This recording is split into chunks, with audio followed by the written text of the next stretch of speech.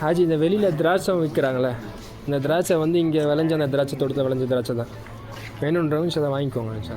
வெளியில் விற்கிற திராட்சை வந்து இந்த தோட்டத்தில் விளைஞ்ச திராட்சை தான். நபி ஸல்லல்லாஹு அலைஹி வஸல்லம் அவங்களுக்கு வந்து இந்த தோட்டத்தில் தான் திராட்சை கொண்டு போய் கொடுக்கப்பட்டுச்சு.